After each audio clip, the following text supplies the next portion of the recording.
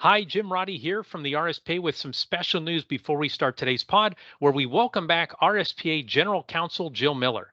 Registration is now open for Retail Now 2024, the Retail Technology Channel's #1 trade show, education conference, and networking event. Join RSPA and Retail IT Channel leaders live and in person July 28th through the 30th, back in Las Vegas on the Strip at the Paris Hotel. With nearly 200 exhibitors, Retail Now is one-stop shopping for VARs and ISVs. And with an expected 1,600 or more attendees, it's the place for extreme industry connectivity. Across just 48 hours, you'll meet new partners and new solution providers who can accelerate the success of your business.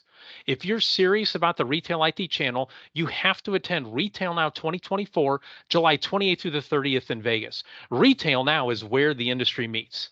For all the details and to register at discounted early bird rates, visit the Retail Now website today at gorspa.org/retail now. Again, that's gorspa.org/retail now. I hope to see you there, and I hope you enjoy my conversation with RSPA General Counsel Jill Miller, who will once again be a featured speaker at Retail Now. Enjoy.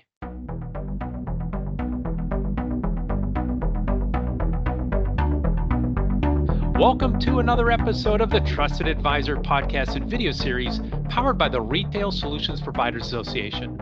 Our goal on the pod is to accelerate the success of today's and tomorrow's leaders in the retail IT industry. I'm Jim Roddy, back with you again. Thank you so much for joining us.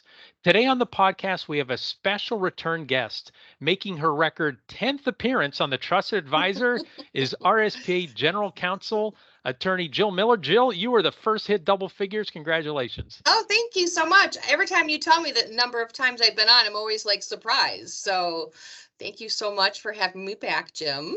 What wonderful to have you back. And so folks who don't know Jill, again, you should listen first to the first 9 episodes we've had, and then this one. But Jill's a partner at Detroit-based law firm Bodman PLC, and she served as RSPA legal counsel since 2020, providing advice to all members, especially VARs and ISVs. And that advice is available at no extra charge to RSPA members through phone calls, emails, video chats, and in-person meetings at RSPA events. Jill's been engaged in our industry for several years, counseling clients on data privacy, cybersecurity, card processing, mobile payments, ACH, electronic fund transfers, virtual currencies, and more. And her sessions on cash discounting, surcharging, and dual pricing at Retail Now 2023 and the recent Inspire 2024 Leadership Conference were big hits. So Jill, thank you for sharing your wisdom then.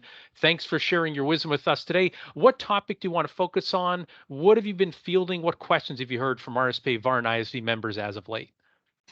Well, today we are going to talk about document retention and really how to have good habits when it comes to data storage. So I'm ready to dive in and sort of give some tips and ideas and thoughts about how you can either start a program, revive a program, or otherwise really sort of finesse and expand your program.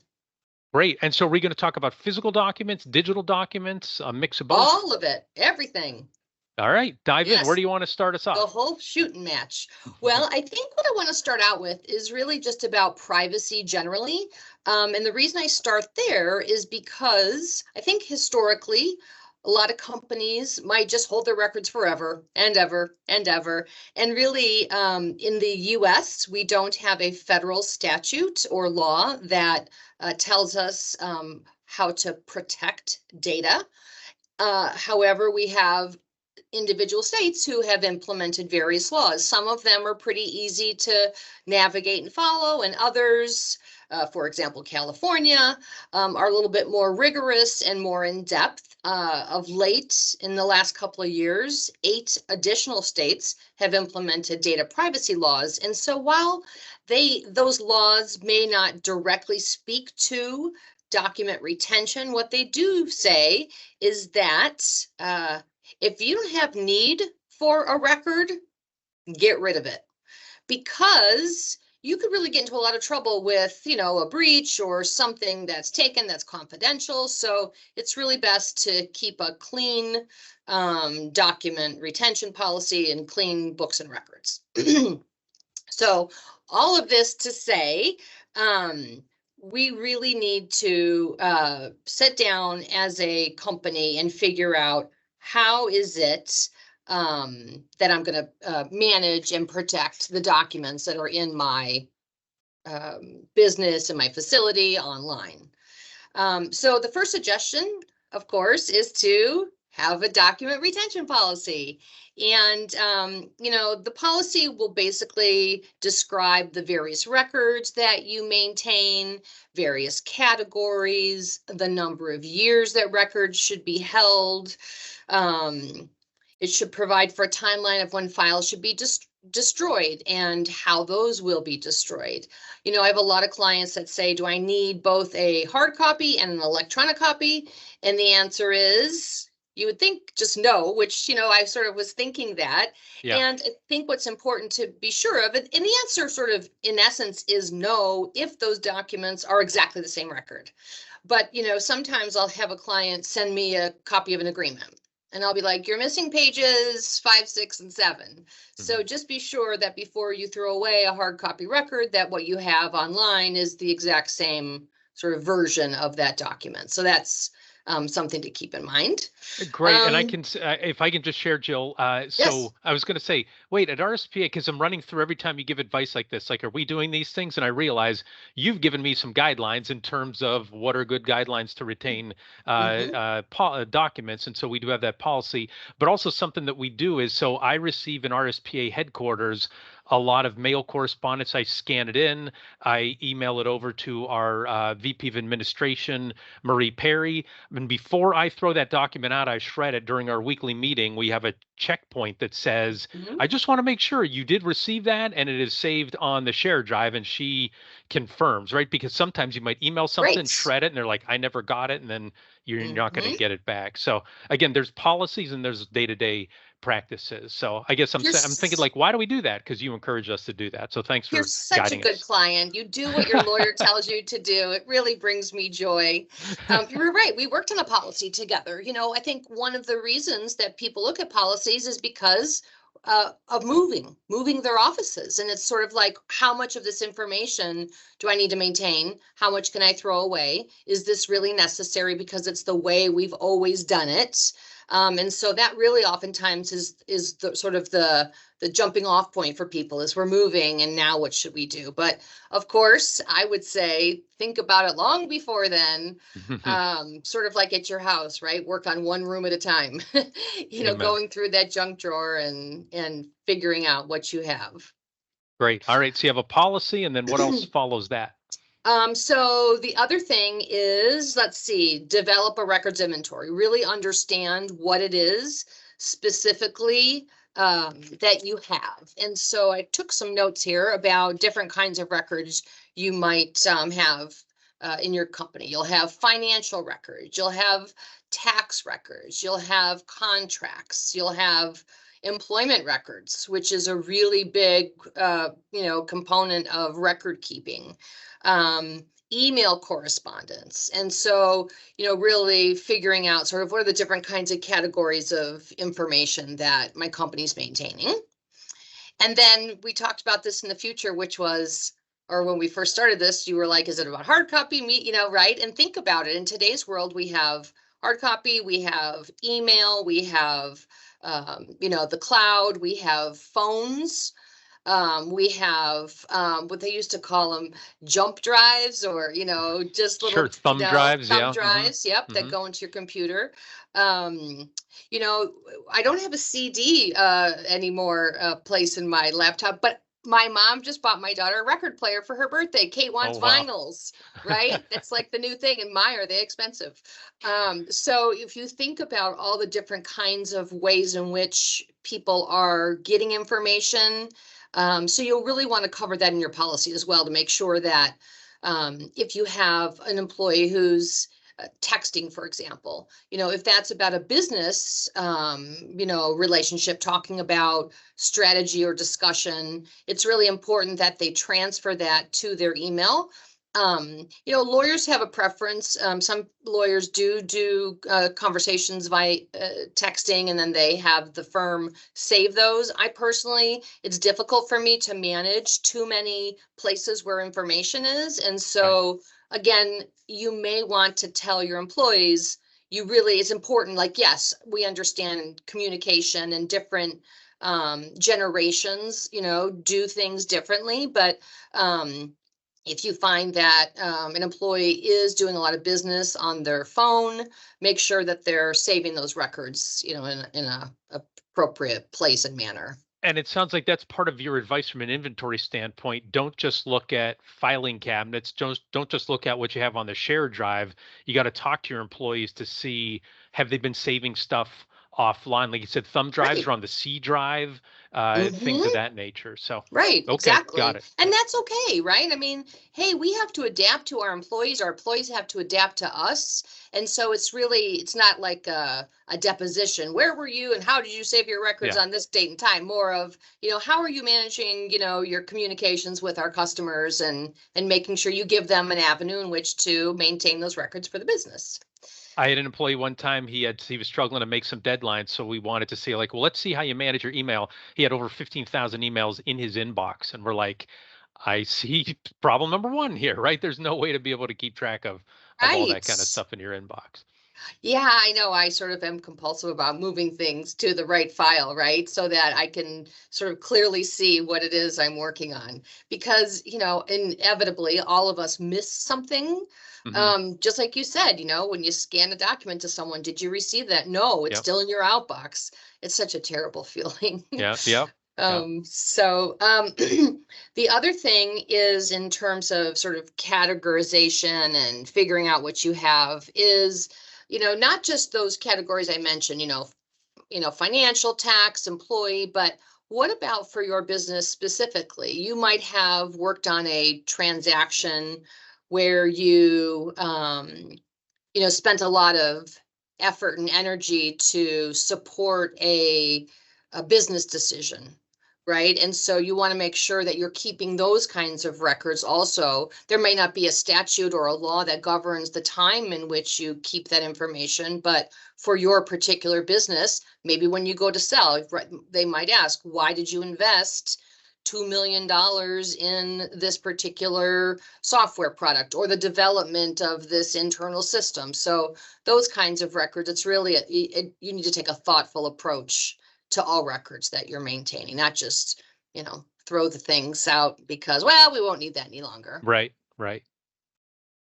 Um, the other thing is timeline. So I'm not going to go through specific timelines, but I'll give you a preview to the end of this podcast, which is I am going to put out on our website a sort of checklist / outline of the different kinds of records that you should be looking at and considering when you are developing this kind of plan.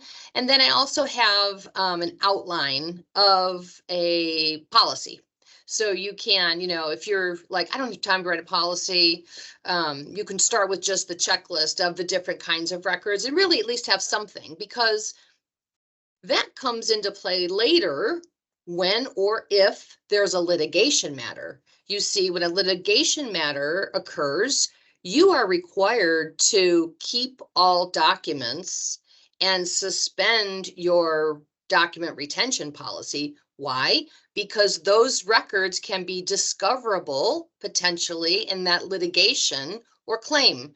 Really from both sides, right? If you're making the claim, you want to make sure that you have a chance to look at all your records. So that's another reason why it's important. So you could say to a court, we have a document retention policy in place. When a litigation matter comes up, this is Hmm. what we do. Yep. Whereas the other side might say, and where's your policy? Well, we have a policy and it's, we really follow it. And the judge might say, well, can I have a copy of that policy? Yes. Yep. Right. And so it's really just another good sort of way to show your discipline in how you manage your business. So, Yeah, and if I can bring this up to you, because some folks might be listening to this and go, I'm fine. This must be for other people. I'm not doing anything that's, illegal or discoverable." But, oh, to me, the biggest thing is everybody listening to this podcast has employees, and you never know. I was just talking to somebody about this yesterday.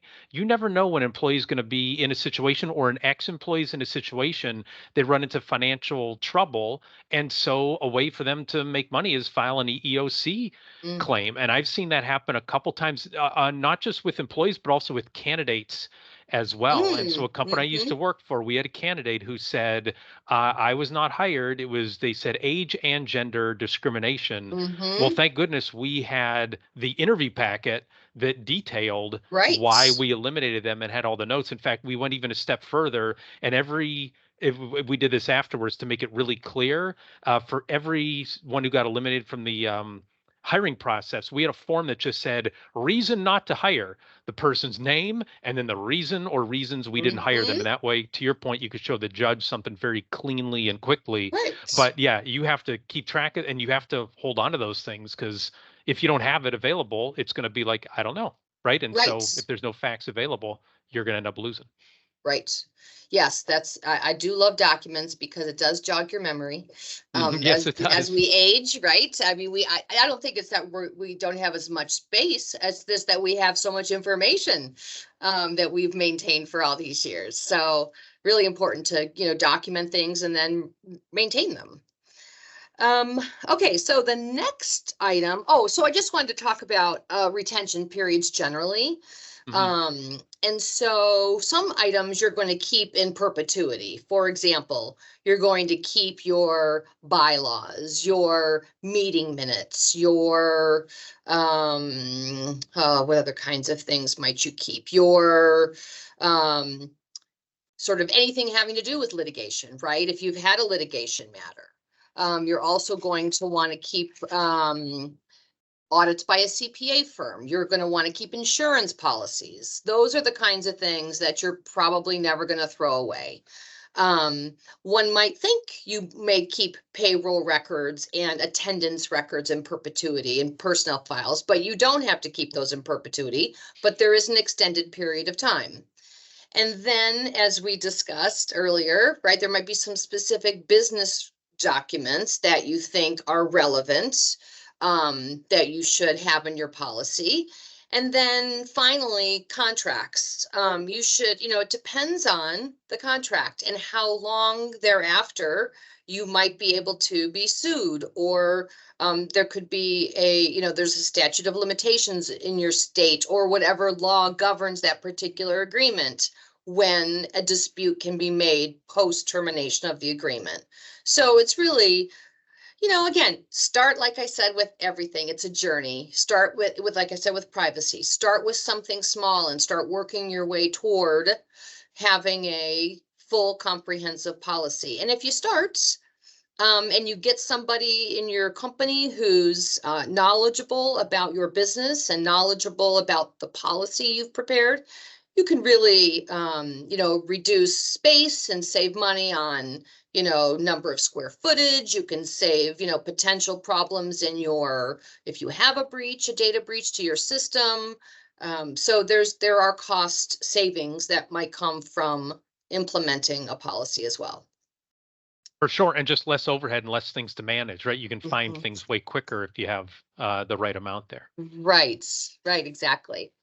Some of the laws that apply here, we've got, federal tax law, we've got state tax law, we've got the FLSA, the Fair Labor Standards Act. We have privacy laws. And then for each state in which you operate, if you might have there's a Consumer Product Safety Act, right? I don't, maybe some of our companies, members also are selling machinery or something to that nature. So it's just really to understand your industry and understand what kind of regulators you might be subject to. Got it. Makes sense. Yes. And then, finally, like I said before, one more thing, create a team. Everybody loves a team. Hmm. You should have somebody who is familiar with the policy, like I mentioned, and have them work with your CPA or your bookkeeper whatever it is that you're using. If you have a lawyer who you work with, your corporate lawyer who you work with on a regular basis, maybe throw your policy to them, or just in general conversation while you're having dinner, or at the RSPA show, and just say, hey, you hear everything new about, are documents being required to be saved longer, or so just really go to the professionals to make sure that you have properly maintained the records in accordance with the laws that govern your business. And then finally, like I said, I am going to put out on the our website under the legal documents, I'm going to put a checklist, kind of a table on the different categories of information that you should think about and how long you should be saving, and you should be figuring out how long you should save them. And then, like I say, sort of a general policy, just sort of giving you something to start with, right? Data retention policy, introduction. This policy governs how we manage our data. Sometimes we just need a little, a couple of words to kickstart us and get us going. So I'll put that out there for the RSPA membership as well. Excellent, fabulous. So we'll launch it on the website, gorspa.org. Just look for the drop down that says resources, and then there's one that says legal documents. But again, you have to be an RSPA member in order to access that, and you have to log into the website in order to do that. If you're a member and you don't know your login information, just email membership@gorspa.org, and our team will be happy to help you out. Jill, before we take a quick commercial break, and before I have one more question for you, I just have one other thing in terms of from this document retention. Again, I'm putting myself in the shoes of our listeners and our viewers here, and I'm thinking, this is not why they got into business, right? Very few of them are like, great, this is wonderful. And so like I like organizing myself, but I like organizing it the way that I want to, not interacting from a system wide or things like that. Can you talk about the importance of, you mentioned about having like a team approach, finding somebody on your staff who actually maybe enjoys this, is really good at it, and then partnering with a CPA? I guess, can you talk about, like, this is a delegatable task. You can't just totally wash your hands of it, but at the same point, you don't have to be involved every step of the way. Like I mentioned, Marie Perry is really good at this. So when I scan something and send it to her, I say, can you please add this to the appropriate place on the share drive? Because she'll know where it should be, and she can help folks navigate if they can't find something. So can you talk about the importance of having the right person or people in these roles?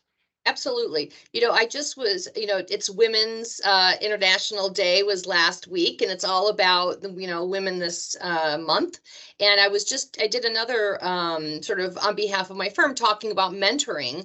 And I was saying, when you get your review, we oftentimes will focus on the negative thing, right? But really focus on all the good things that you do. And I am sure when you are reviewing your employees, there are certain people who are really good at certain things.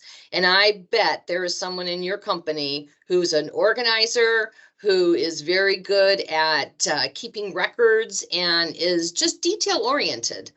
And it's beneficial to your company. Right. And the reason I say also the CPA is because many times they're involved in, well, clearly all of the financial records. They also will have a window into the employee records. But you don't have to. If you don't have a CPA, there's no reason you have to. It's just if you have those resources already. But if you have an employee, and again, you can send them out to our website. They can look at the charts, the checklist, and the policy, and you could very quickly, without a whole lot of exertion of time and energy, get something started. And then that person may be on every 6 months, it's part of, your review with them. Show me the policy, do we know that these are still the appropriate retention periods? It'll take you 15 minutes to have a discussion. And when you go to sell your business, or pass it down to the next generation, you will have given them a gift of the ability to find records, to, not be concerned, wow, I'm just not sure if that agreement with, coffee.com says that if we terminate early, we're going to, lose $50,000. So yes.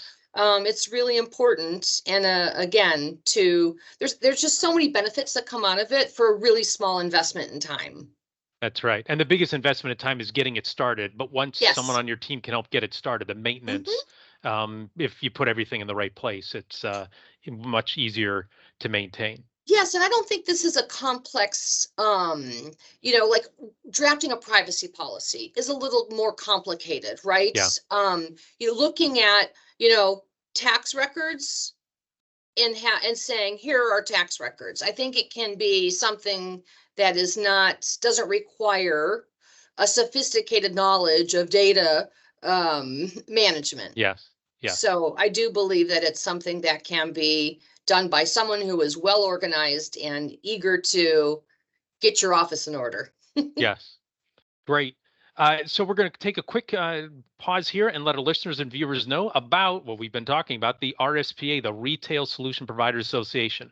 RSPA is North America's largest community of retail technology VARs, software developers, vendors, and distributors. To accelerate your success through an RSPA membership and have access to Jill and the legal documents, email membership@gorspa.org. Also, we want to say thanks to our sponsors who support the RSPA community and make this podcast and video series possible. Our platinum sponsors Blue Star, our gold sponsors are CoCard, Epson, Heartland, and ScanSource. Finally, want to make sure you know registration is now open for Retail Now 2024, the Retail IT Channel's #1 trade show, education conference, and networking event.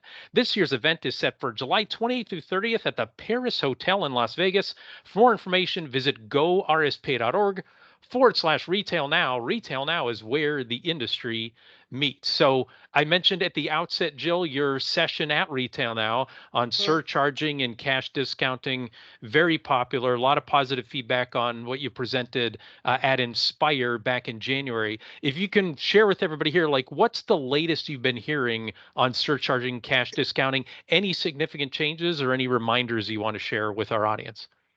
In terms of one thing that I thought was interesting, one of our members sent me a link to this, and New York updated their law and it went into effect on February 11th, 2024. And they have a cartoon that actually walks you through sort of surcharging and cash discounts. So if your children are curious as to what this even means, you can show them the video.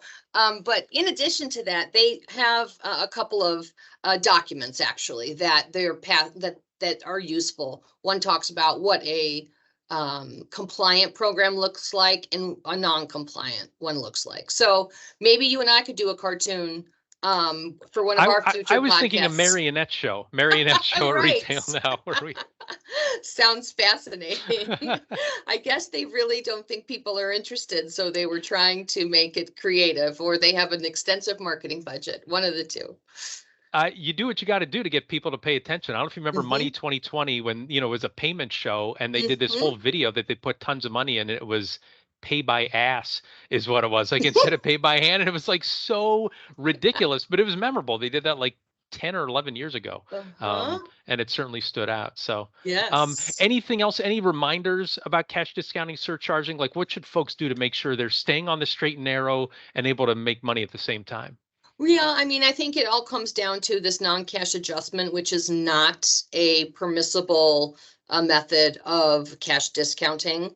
And so we know that Visa has continued to mystery shop and to impose penalties on the acquiring banks, which is passed down to the sales agent / ISO, which is ultimately passed down to the merchant, who probably gets angry and, can't believe that their program is, in violation of the card brand rules. And then, any questions somebody has about surcharging or cash discounting, I'm happy to get on a Zoom with you and talk through whatever specific questions you have. I was on a call recently with a couple of clients, and I started to sort of give my thoughts on certain areas, and then the two of them started going back and forth about the actual business and the operations and how it's implemented. And so you might want to have your partner on the phone, because it might be a chance for when I say something, it immediately sparks some conversation internally about how you're doing the program, how you're in this instance, it was a group of merchants, and they were doing it properly, but they were East Coast. And so New Jersey also has a updated law. And so it was just interesting to, this is more, general. It's not just legal. There's a lot of business elements that come into play too. And so about, signage and about disclosures. And so again, I'm very happy to talk about this topic and listen to what our members' programs look like and how they might be able to ensure they're in compliance and are, have chosen the right partner to, to implement a surcharge or cash discount program. Great. And what's the best way for them to get a hold of you? Well, they can email me at jmiller@bodmanlaw.com, BODMANLAW.com. And you can certainly call my office number, 734-930-2499. Send me a note, leave me a voicemail. We can figure out a time to if you don't want to Zoom, I won't make you. We can certainly get on a call and talk. And so again, I've been able to get back to our members in really short order. So, send me an email and then we'll figure out a time to connect. Excellent. Thank you, Jill. Well, that does it for this episode of The Trusted Advisor. If you enjoyed our discussion, be sure you subscribe to the RSPA YouTube channel and the Trusted Advisor podcast so you never miss an episode. And if you'd like to learn more best practices or VARs and ISVs in the retail technology industry, check out the RSPA blog. You can find it at gorspa.org and then clicking on RSPA blog. Before we go, big thanks again to RSPA General Counsel Jill Miller for sharing your wisdom with us today. Thanks also to RSPA Marketing Director Chris Arnold for his production work, Joseph McDade for our music, and last but not least, thanks so much to you for listening.